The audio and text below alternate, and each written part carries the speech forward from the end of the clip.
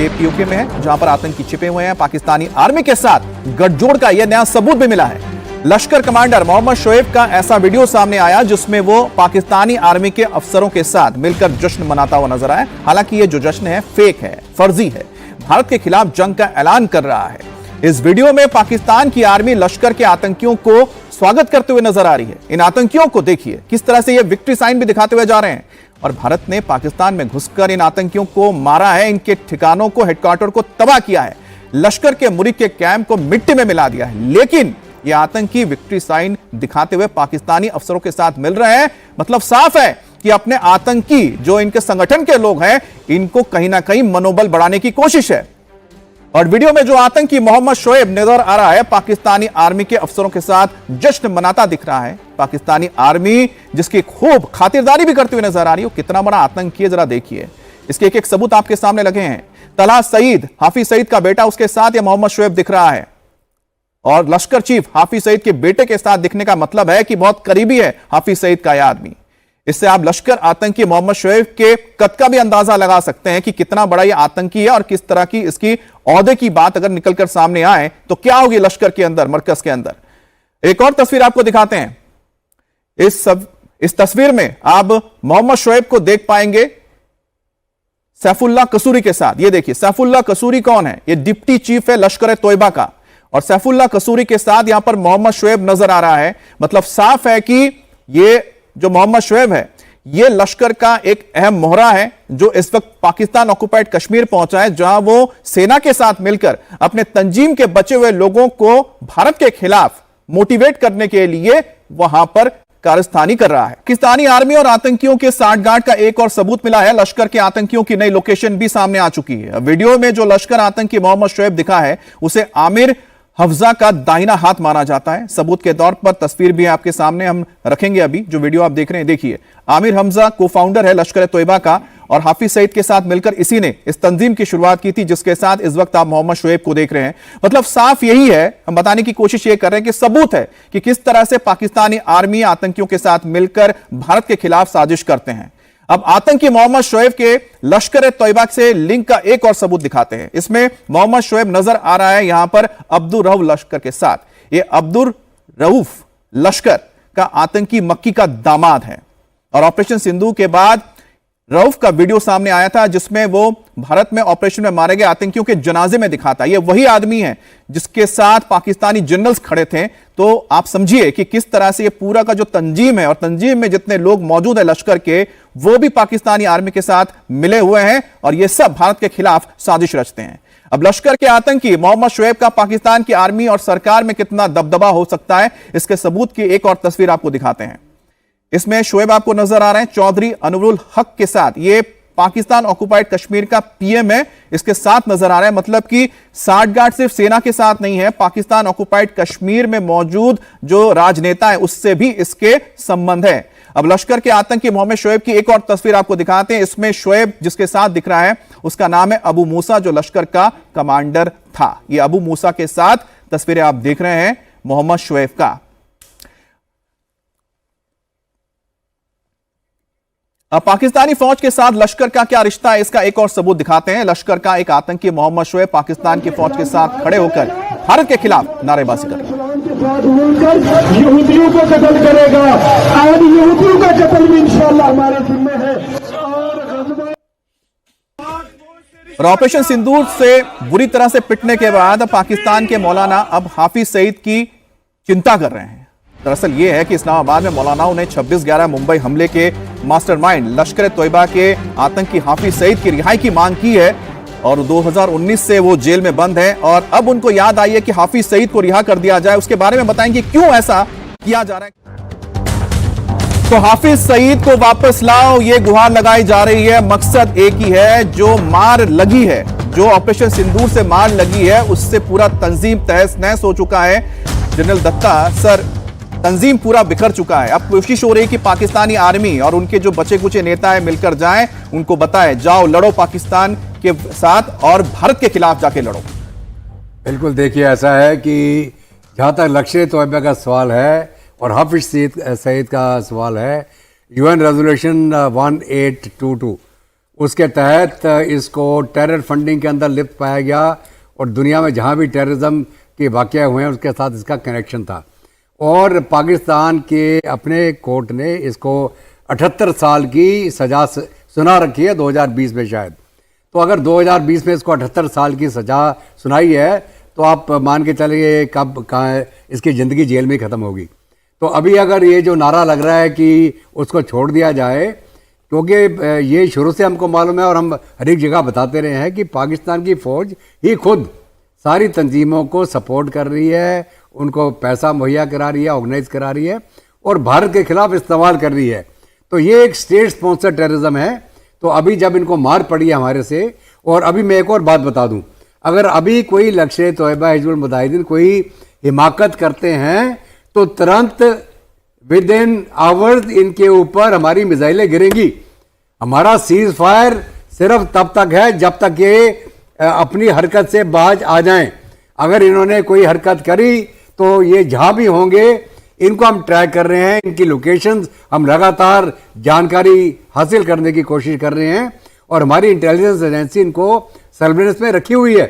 तो अगर इनको गलतफहमी होगी कि अभी दोबारा हम लश्कर का वो जज्बा लाएंगे वापस और भारत के खिलाफ एसिमेट्रिक वॉरफेयर करेंगे, अब एसिमेट्रिक वॉरफेयर खत्म हो गया है। अभी भारत सीधा मारेगा आपको पाकिस्तान के अंदर, आप जहां भी हो, पाकिस्तान की फौज के साए में हो। निकलकर सामने आ गई है। और हम तो एक बार फिर से बता भी दें, जो सबूत हमारे हाथ लगे हैं, जो दिखा रहे हैं, भारत के पास जो सबूत है, यहां पर आप तस्वीर दिखा रहे हैं आपको, ये देखिए, ये जो आपको नजर आ रहा है अब्दुल रऊफ है। अब्दुल रऊफ को पहचानिए, ये वो शख्स है जिसने जब भारत की ओर से जैश ए मोहम्मद और मुरीद की में जो हमला किया गया था, तबाह कर दिया गया था, उसके बाद जो जनाजा निकला था, उस जनाजे में यही अब्दुल रऊफ जिसको आप देख रहे हैं, ये वो आतंकी था जिसने जनाजे के लिए वहां पर पड़ी थी, प्रार्थना की थी और साथ ही साथ उसने, ये जो व्यक्ति देख रहे हैं, इस व्यक्ति को बचाने के लिए पाकिस्तान की पूरी फौज लग गई थी, बताने के लिए कि ये वो आदमी नहीं है, क्योंकि ये जो व्यक्ति आप देख रहे हैं, ये आतंकी जो है, इसको अमेरिका ने आतंकी घोषित करके रखा हुआ, इंटरनेशनल आतंकी है ये। और ये नजर आया था पाकिस्तानी जनरल के साथ। और यहां पर जो आपको व्यक्ति दिख रहा है, एक और जो व्यक्ति, ये जो नजर आ रहा है, ये है मोहम्मद शुएब। देखिए, ये है मोहम्मद शुएब। और मोहम्मद शुएब कहां देखा गया है?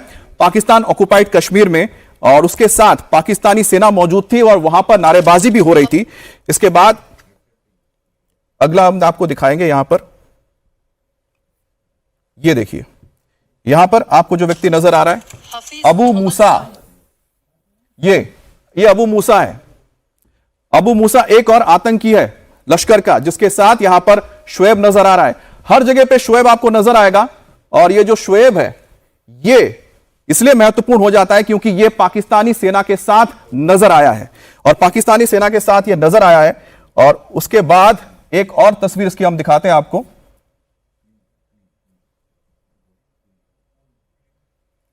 अगली तस्वीर ये देखिए, यहां पर जो शख्स है बहुत महत्वपूर्ण है, क्योंकि यह व्यक्ति कौन है? यह है पीओके के प्रधानमंत्री। जी हां, पीओके के प्रधानमंत्री अनवरुल चौधरी। अनवरुल चौधरी को आप देख रहे हैं, जिसके साथ यहां पर शुएब नजर आ रहा है। तो इसकी जो आप लिंकिंग देखिए, यह ना सिर्फ सेना बल्कि जो पाकिस्तान ऑक्युपाइड कश्मीर में कठपुतली सरकार है उसके साथ भी जुड़ा हुआ है। और यह सब मिलकर भारत के खिलाफ ये अपना पूरा षड्यंत्र चलाते हैं। और मकसद क्या है? मकसद है कि भारत के अंदर आतंकवादी गतिविधियों को जारी रखा जाए। सिन्हा सर, अब हाफिज सईद, उसके बाद उनके तंजीम के तमाम जो लोग हैं, खुलकर वहां पर पाकिस्तानी सेना इनको सपोर्ट कर रही है। तस्वीर एक बार फिर से सामने आ गई है। भारत के पास अब क्या रास्ता बचता है? क्योंकि देखिए, पाकिस्तान ऑक्युपाइड कश्मीर में ये खुलेआम आतंकी घूम रहे हैं, उनके साथ पाकिस्तानी सेना मौजूद है। क्या कदम लेना चाहिए भारत को अब? देखिए अमित जी, भारत ने जब कार्रवाई की आप 7 तारीख को, और 9 जगहों पे जो कि उनकी 2 तंजीमें थी, उनके मरकज़ पे मारा और पूरी दुनिया देखी। और उसके बाद के जो कार्रवाइयाँ थी कि पूरी की पूरी सारी सत्ता के लोग, उसके अलावा पाकिस्तान आर्मी के लोग उनके जनाजे में सुपुर्द खाक कर रहे थे, दिख कर आए।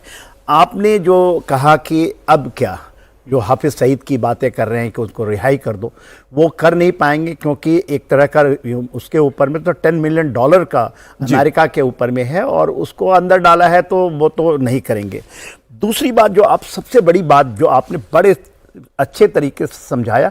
अनटिल अनलेस आपको नॉलेज ना हो तो ये समझा नहीं पाएंगे। आपने मोहम्मद शोएब की बात की, उसके तार जोड़े आपने पीओके के प्राइम मिनिस्टर से, चौधरी साहब से दिखाया, फिर आपने अमीर हबजा से दिखाया, रऊफ से दिखाया, और उसके बाद आप उसको ताला सईद से भी दिखाए।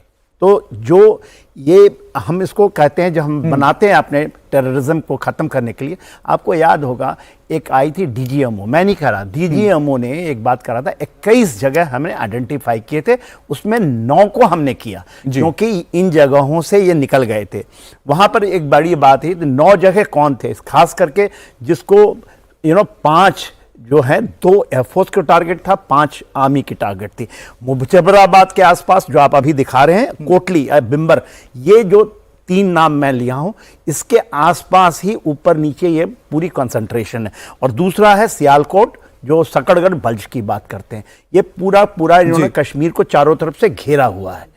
जो इनकी तंजीमें हैं और इनके वो 21 जो टारगेट हैं उसका हिस्सा आप सर बहुत महत्वपूर्ण चीज बता रहे हैं, उससे मैं जोड़ता हुआ एक और खबर बता देता हूं, क्योंकि यहां पर जो हलचल दिख रही है पीओके में, आपको सेना और आतंकवादी नजर आ रहे हैं, दूसरी तरफ एक और मुलाकात हुई है, बहुत अहम मुलाकात है ये। नवाज शरीफ से पाकिस्तान के पीएम ने मुलाकात की है, और ये मुलाकात बहुत अहम इसलिए हो जाती है कि शहबाज ने इसको लेकर अपनी जानकारी दी है, नवाज शरीफ के साथ डिस्कशन किया है, चर्चा की है कि आखिरकार भारत ने जो हमला किया था उसके बाद किस तरह के हालात हैं पाकिस्तान में, किस तरह के वहां पर सिक्योरिटी क्राइसिस खड़ी हुई है, और साथ ही साथ जो अंदरूनी तौर पर सरकार या फिर जो राजनीतिक माहौल बना हुआ है उसको देखते हुए भी ये मुलाकात बहुत अहम मानी जा रही है, जो दोनों भाइयों के बीच हुई है। एक भाई तो आपने देखा था जहां पर आतंकी और पाकिस्तानी सेना थी, वो भी भाई भाई हैं, और यहां पर नवाज शरीफ, शहबाज शरीफ भी भाई भाई हैं, तो आपस में बात कर रहे हैं। लेकिन इनके एक और भाई हैं पाकिस्तान के, जो ये कहते हैं कि भारत